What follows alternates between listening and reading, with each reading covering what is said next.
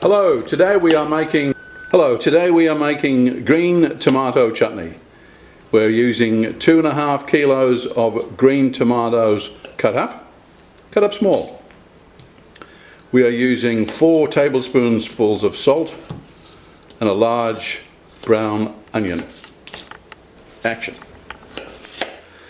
After we've diced the tomatoes, the next step is to roughly chop the onions, add them to the bowl of chopped green tomatoes.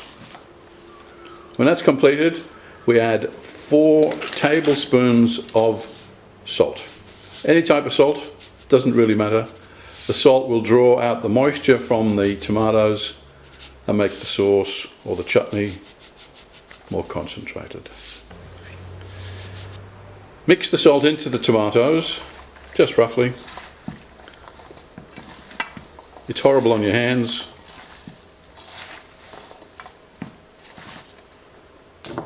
And the next step is to cover it with cling wrap, glad wrap, whatever country you're in. We call it different things. And put it in the fridge. Leave in the fridge for approximately 6 hours or even overnight. Drain off the water.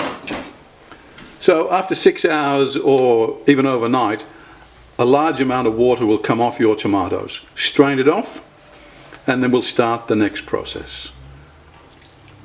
The water coming off concentrates the tomato taste and will help in your finished chutney.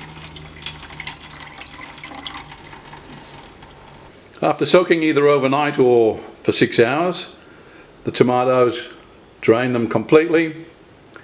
Have a large pot ready to cook it in. We have the ingredients. We have raw sugar, sultanas, and either malt or apple cider vinegar, your choice. So the first thing we add to the large pot is the tomatoes, followed by the vinegar. It's a litre, I believe.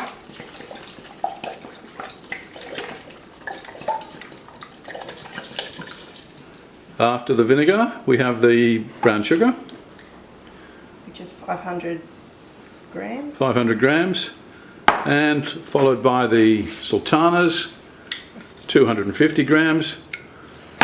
That's all that's involved. We now walk over to the range, stir it, and we bring to the boil and simmer for approximately 4 hours. This is it in the pot. Bring to the boil, drop the heat and simmer for 4 hours or until it gets nice and thick, stirring occasionally. After a few minutes it will come to the boil. Turn the range down to a slow simmer and slow simmer for about 4 hours. It's been cooking now for about 2 hours. Notice how the colour is changing, it's getting darker, but it's still got at least 2 hours to go. And we've now been cooking this now for nearly 3 hours. It's reduced by nearly half and you can see the colour has changed. It still has a little bit of more reductions to go till it starts to thicken. Here is our chutney now 4 hours after simmering. It's nice and thick, the flavours are developing. The next thing to do is to bottle. Before we bottle, we must sterilise the jars. I've got the jars here in boiling water. I'll leave them for 3 or 4 minutes boiling and then we'll commence filling up the jars with the chutney.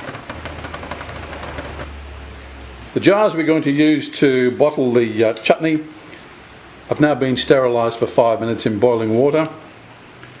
We are ready. It's important to note that the chutney should be hot as you bottle. At last we are ready to fill the jars with this beautiful round rich chutney.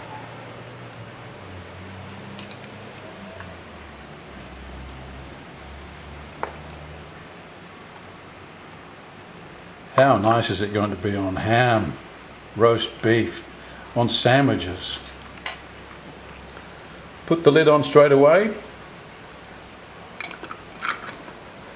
Tighten up.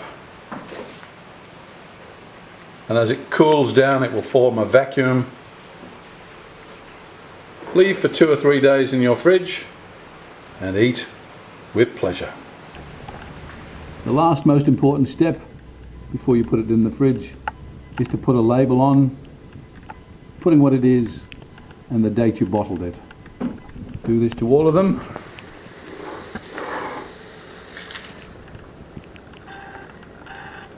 And enjoy.